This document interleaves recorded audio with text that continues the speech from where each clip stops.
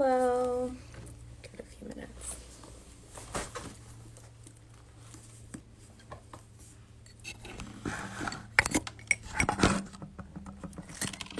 Okay.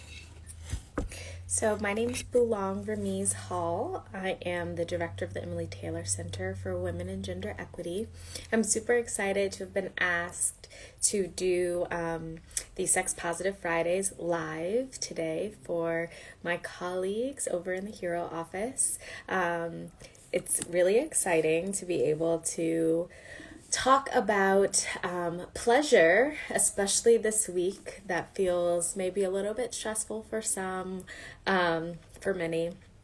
And so I'm choosing today to read some excerpts from Pleasure Activism, The Politics of Feeling Good, which is a book written and gathered by Adrienne Maree Brown, who is a self-proclaimed pleasure activist, Black, queer, woman, activist, educator, writer. We love Adrienne Maree Brown. Hope to bring her to KU one day. And so I'm going to start with this book. I think we'll be here for about 20 minutes. And I'm going to read some excerpts and hope that you all find some pleasure in it. So I'm going to start with the first page of the book, setting some intentions. So this is written by Adrienne. She writes, "My intentions for readers of this book are that you recognize that pleasure is a measure of freedom. Notice what makes you feel good and what you are curious about. Learn ways you can increase the amount of feeling good time in your life to have abundant pleasure. Decrease any internal or projected shame or scarcity thinking around the pursuit of pleasure, quieting any voices of trauma that keep you from your full, sacred, sensual life. Create more room for joy, wholeness, and aliveness, and less room for oppression, repression, self-denial, and unnecessary suffering. Identify strategies beyond denial or repression for navigating pleasure in relationship to others, and begin to understand the liberation is possible when we collectively orient around pleasure and longing. Bonus, realize that you are a pleasure activist." And so that is the intention of this book. And so Adrienne Maree Brown really starts this book off with some introduction, but one of the most meaningful connections, I think, to Adrienne Maree Brown's work and to that of past Black feminists is her inclusion, I'm getting emails, her inclusion of Uses of the Erotic by Audre Lorde.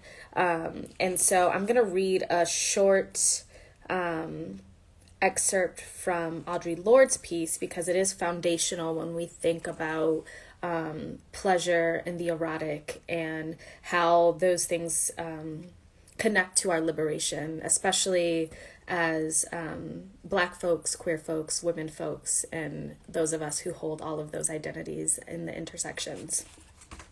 So I'm going to start in the middle-ish of that essay. The erotic functions for me in several ways. And the first is in providing the power which comes from sharing deeply any pursuit with another person.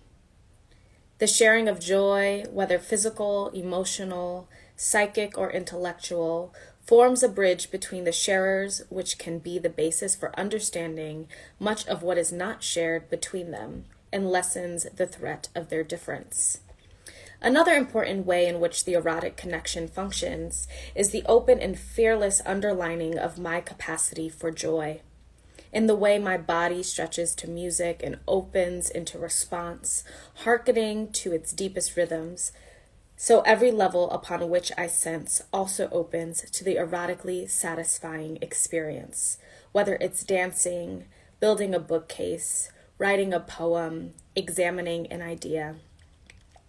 That self-connection shared is a measure of the joy which I know myself to be capable of feeling, a reminder of my capacity for feeling. And that deep and irreplaceable knowledge of my capacity for joy comes to demand from all of my life that it be lived within the knowledge that such satisfaction is possible and does not have to be called marriage, nor God, nor an afterlife. This is one reason why the erotic is so feared and so often relegated to the bedroom alone when it is recognized at all. For once we begin to feel deeply all the aspects of our lives, we begin to demand from ourselves and from our life pursuits that they feel in accordance with that joy which we know ourselves to be capable of.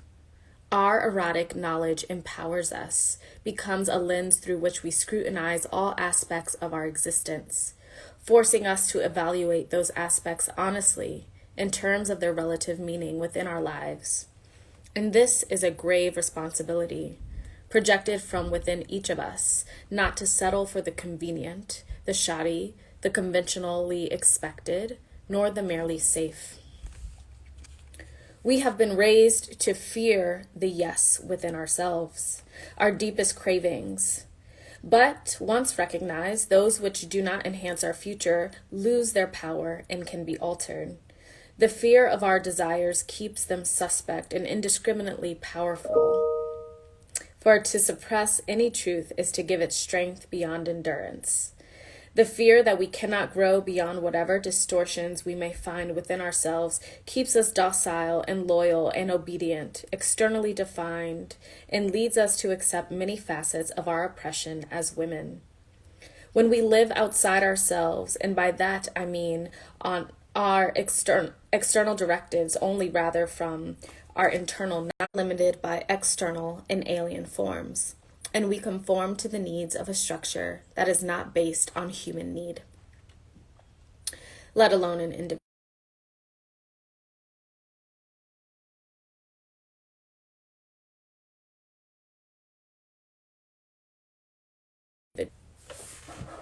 I was paused due to poor connection. Hold on, please. I'm also going to close my email. All right. But when we begin to live from within outward, in touch with the power of the erotic within ourselves, and allowing that power to inform and illuminate our actions upon the world around us, then we begin to be responsible to ourselves in the deepest sense. For as we begin to recognize our deepest feelings, we begin to give up of necessity, being satisfied with suffering and self-negation, and with the numbness which so often seems like their only alternative in our society. Our acts against oppression become integral with self, motivated and empowered from within. In touch with the erotic, I become less willing to accept powerlessness or those other supplied states of being which are not native to me, such as resignation, despair, self-effacement, depression, and self-denial. So, for those joining, that was a short couple passages from Uses of the Erotic by Audre Lorde, which Adrienne Marie Brown uses as a foundational text to Pleasure Activism, which is what I'm reading from. So I looked through this book today to try to come up with a couple things that I thought were important to read, especially as we celebrate sex positivity. And so for me, talking broadly about pleasure is important and is not necessarily rooted in sex, but sometimes it is. So I'm going to read a poem, Sex Ed, and it's actually paired next to this beautiful image called Over the Rainbow. In this image, I believe is from Fabiana Rodriguez. Yes, Fabiana Rodriguez. So the poem, Sex Ed.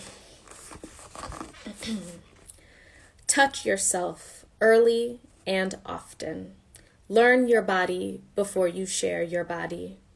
Use mirrors to learn how beautiful you are. Let yes come from every part of you, before you share you. When your eggs drop, you are in heat. The risk is greater than the heat. Use protection. If your pussy gets sick, feed yourself plain yogurt, garlic, drink primrose tea, rub her with coconut oil. When your blood comes, it's time to rest. Know that you are never unclean, never untouchable. Use a cup within or a rag without. No trash needed. Now you have power of life. A child is a forever decision. Your pleasures will grow with you. Never say never. Whether vicarious or sated, you are whole, unbroken. Your orgasms are medicine and magic. Use them well. Be a lifelong lover to yourself. Let others join you. Always, always celebrate your miraculous body. That's it. She writes a note on the bottom of this poem that says, I included this is for those who identify with the words anatomy used in this poem. It feels important for me to get to write a poem that feels accurate and powerful for my body. I invite other poems for those who need other words and or have other anatomy. What words and images bring you power? I think we need loads of experiential wisdom, sex ed poems and classes. So, I just love that poem. I think it's really beautiful. All right, I have one more poem and then a quick passage to end, and then we'll be done with Sex Positive Friday. But not done. You should be sex positive all day today and every day. Okay. The next poem is called Sex Magic. No one told me to do it.